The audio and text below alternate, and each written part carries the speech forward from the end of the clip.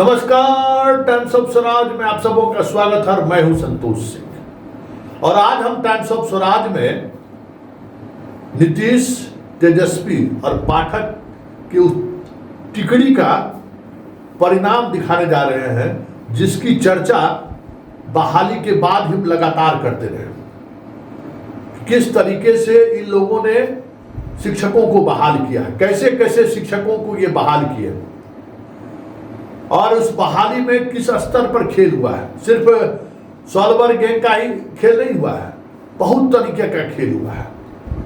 और अब उस खेल को दबाने के लिए सिद्धार्थ महोदय भी सारे हदों को पार करने को तैयार है। काहे हम बार बार कहते हैं कि बीपीएससी वाले का जब तक प्रोबेशन पीरियड नहीं खत्म हो जाए, जब तक उसका डॉक्यूमेंट्स वेरिफिकेशन नहीं हो जाए, तब तक उसका तबादला नहीं होना चाहिए। क्यों हम बार बार कहते हैं? चाहे वो विकलांग हो, चाहे वो बीमार हो, कोई भी हो, महिला हो, कोई भी हो, ठीक है। इस वजह से बहुत सारे लोग पीड़ित हो सकते हैं जो चाह रहे थे जो घर जाना चाहिए, उनको लिए ये खबर नागवार गुजरेगा। लेकिन हम पत्रकार हैं तो हमारी जिम्मेवारी है। जरा देखिए इस वीडियो को, देखिए गौर से।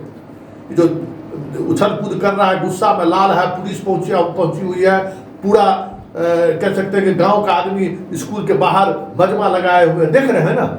इस वीडियो को जरा गौर से देखिए। और ये जो ग्रिल पर कूद चल रहा है कोई स्टूडेंट नहीं है, ये शिक्षक है। भागलपुर का घटना है, शिक्षक है, आग बबूला है। स्थिति ये हुआ कि इसको कंट्रोल करने के लिए पुलिस को बुलाएंगे। ऐसे ही ऐसे शिक्षक बहाल हुए हैं, ठीक है ना। यही नमूना है, नमूना। ये कोई एक नहीं है, सरसरी नजर से आपको दिखा रहे हैं। अगर थोड़ा इसके अंदर चले जाइए तो ऐसे हजारों शिक्षक मिल जाएंगे। जो शिक्षक तो छोड़ दीजिए, पान की दुकान पर पान चलाने लायक भी उसको योग्यता नहीं है, लेकिन वह शिक्षक बन के हमें बिहार को सजना संवारना शुरू किया है। देख रहे हैं कि क्या किस तरीके से एकदम दीवाना हो गया है। लग रहा है जैसे किसी पागल की तरह कर रहा है। आखिर क्या बात हुआ, क्या क्यों इतने गुस्से में हो? जब ये बात जानने के लिए जब इनसे पूछा गया क्या हुआ, क्यों इतने गुस्से में, तो जरा इसकी बात को सुनिए और बड़ी गौर से सुनिएगा इसकी बात को। और जब आप गौर से सुनिएगा ना, तब आप समझ पाइएगा कि इसके गुस्से का कारण क्या है। और ये जो टिकड़ी है तेजस्वी, नीतीश और के पाठक का, वो किस तरीके के लोगों को बहाल किया है, ये भी आप समझ जाइए। इस वीडियो में आप तो देख ही रहे ना, हैरान होने की जरूरत नहीं है। ऐसे कहने किस तरीके के कितना शिक्षक आपको मिल जाएगा। तो जरा सुनिए ये जो शिक्षक गण है कह क्या रहा है। मामला है, बताइए क्या मामला, बताइए। मामला ये, हम बस ट्रांसफर चाहते हैं, हमें वहाँ पीटते हैं और बच्चे बदतमीजी करते हैं, हमारे सैंडल तोड़ने की कोशिश करते हैं। क्यों तोड़ने की कोशिश करते हैं? कौन पीटता है? बच्चे के साथ क्यों मारपीट किया? सर बदतमीजी करते हैं। सैंडल पहले तोड़ा और उससे पहले हमें मारा, इसके पहले हमें मारा दो बच्ची वालों ने, तब हमने बहुत मारा दो बच्ची वालों के बच्चों को। फिर इन्होंने हमारे सैंडल तोड़ने की कोशिश की। दो बच्ची वाला मारेगा तो बच्चों को मारिएगा आप? तो सर आप क्या करें? आप हमारे ऑप्शन है ही नहीं, हम अकेले, हम क्या कर सकते हैं? आप शिक्षक हैं? शिक्षक हैं सर। सुन लिए इसके गुस्से की वजह, आप सुन लिए कि क्यों गुस्सा है। अब जरा इस स्कूल के प्रिंसिपल साहब की बात को सुन लीजिए।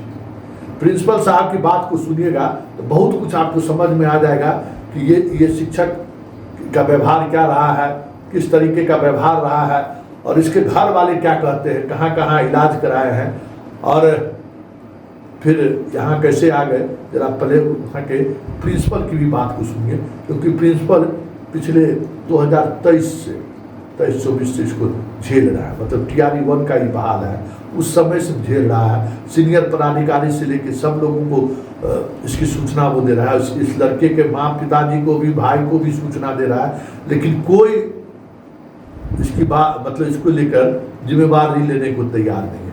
हेडमास्टर साहब परेशान हैं, आखिर क्या करे हेडमास्टर। तो जरा सुन लीजिए हेडमास्टर साहब क्या बता रहे हैं इस शिक्षक के बारे में। का अपना हमको जैसा लगता है कि मानसिक संतुलन खो दिया है। पहले साल 23 से यानी 21/11/2023 से यहाँ है। 2 गो TRE 1 में हमने यहाँ ज्वाइन किया था, 125 में। एक रंजीत कुमार, एक सर्वेंद्र कुमार। पहले तो ठीक ठाक था, लेकिन कुछ दिन के बाद से इसकी माँ से पता लगा कि इसका ट्रीटमेंट आगरा से चल रहा था, कुछ दिन से वहाँ भी 10 दिन गया, लेकिन वहाँ से दवाई नहीं खाता है, भाग आता है। माँ बाप भाई सब किसी से उसको बनाव नहीं है, कोई देखने नहीं आता है, अकेले। अभी तक कितना बच्चों को मतलब पिटा है ये? कम से कम 10-12 वर्ष तो जरूर पिटा होगा। जिस दिन जैसा मिलता है उस दिन पीट देता है। तो गार्जियन के द्वारा शिकायत किया गया? हाँ, गार्जियन के द्वारा शिकायत किया गया हमको। गार्जियन की बात जाएगा। सुन लिए क्या कह रहे हैं? मतलब इसका इलाज आगरा में चल रहा था। ये मानसिक रूप से विक्षिप्त है, इसको दौरा आता है और स्वाभाविक है जैसे जैसे गर्मी बढ़ेगा इसका उत्पाद बढ़ेगा। तो ऐसे ऐसे लोगों को ये लोगों ने बहाल किया है, समझ गए ना?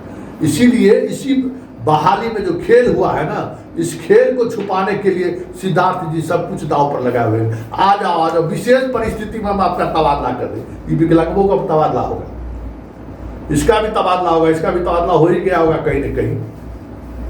अब सवाल यह है कि इसका नौकरी कैसे मिल गया? जो मानसिक रूप से विक्षिप्त है, घर वाला कह रहा है उसको नौकरी कैसे मिल गया? अब ये समझने वाली बात है। और क्या दिव्यांग को जो फार्मूला है नौकरी मिलने का, क्या उसको पालन बिहार गवर्नमेंट ने किया है क्या? कई तरह के सवाल उठने शुरू हो गए हैं इसके इस व्यवहार को देखकर। ये एक वानगी है, ये आप समझ लीजिए। अब जरा गांव वाला एक आदमी आए बीच बिचाव करने के लिए कि मास्टर साहब काहे गुस्से में हैं और इस तरीके से काहे बच्चों को पीट रहे हैं, उसी मास्टर साहब पर ईंटा उठा लिया। जरा सुनिए ग्रामीण क्या कर रहे हैं। क्या मामला है यहाँ स्कूल में? मामला है कि मध्य विद्यालय दोगच्छी में एक सर्वेश कुमार नाम का शिक्षक है जो कि हाथ और पैर से विकलांग है, लेकिन हमको लग रहा है कि मानसिक रूप से भी विक्षिप्त है। आज 3-4 दिन से यहाँ के जो बच्चे हैं, छोटे छोटे बच्चियाँ को मारपीट करता है, गलत व्यवहार करता है। लड़कियों के साथ भी गलत व्यवहार करना है, चॉकलेट दे करके बच्चियों के साथ भी गलत व्यवहार कर रहा है। उसी में हेडमास्टर सर उनको बोले थे, उनको भी ईंटा दिखा। संयोग बस हम भी, हमारा गांव पड़ता है दोगच्छी, हम यहीं पर थे, हम भी आए तो ये ईंटा लेके हमारे ऊपर भी दौड़ा, गाली गलौज करने लगा। सुनिए, ये स्थिति है। इस तरीके के लोग बहाल हुए हैं इस बीपीएससी से, और कॉलर उठाएगा ऐसे जैसे लगता है कलेक्टर बहाल हुआ है। और सवाल कीजिए तो आपको कहेगा कि अच्छा टाइम्स ऑफ यमराज हर बात पर सवाल खड़ा करते हैं। तो अरे सवाल नहीं खड़ा करे, ऐसा ऐसा पागल सबको बहाल कर दिया है, जिसको आवेदन लिखने नहीं आता है, ऐसा ऐसा लोगों को बहाल कर दिया है। जो 2 लाइन शुद्ध तरीके से पढ़ा नहीं सकता है, ऐसे ऐसे लोगों को बहाल कर दिया है।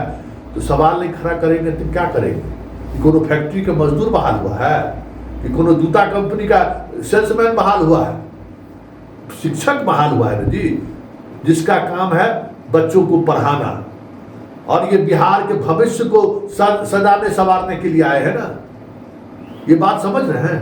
बिहार के भविष्य को सजाने संवारने के लिए आए हैं। और ये अगर इस तरीके के लोगों का चयन हो गया है तो इस प्रदेश का भविष्य क्या होगा? इसलिए हम ये सवाल करते हैं।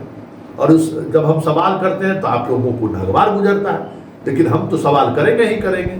और हमेशा इस तरीके की खबरें जैसी आएगी हम खबर चलाएंगे ही चलाएंगे कि देखिए नीतीश बाबू, देखिए तेजस्वी बाबू, देखिए पाठक जी, देखिए अतुल प्रसाद जी, कैसे कैसे लोगों को आपने बहाल किया है। और बहाली हो गई तो हो गई, बहाली को लेकर चर्चाएं हो ही रही है। कई मामले हाई कोर्ट में पहुंचे हुए हैं, जजमेंट आने नहीं आए, इसके लिए सरकार प्रयत्नशील है। ताज्जुब होता है भाई कि ऐसे ऐसे अयोग्य लोगों को सरकार रखना क्यों चाहती है? क्या मंशा है सरकार को? यह भी समझने वाली बात है। क्या मंशा है इनका? बिहार को और निरक्षर बना दे क्या?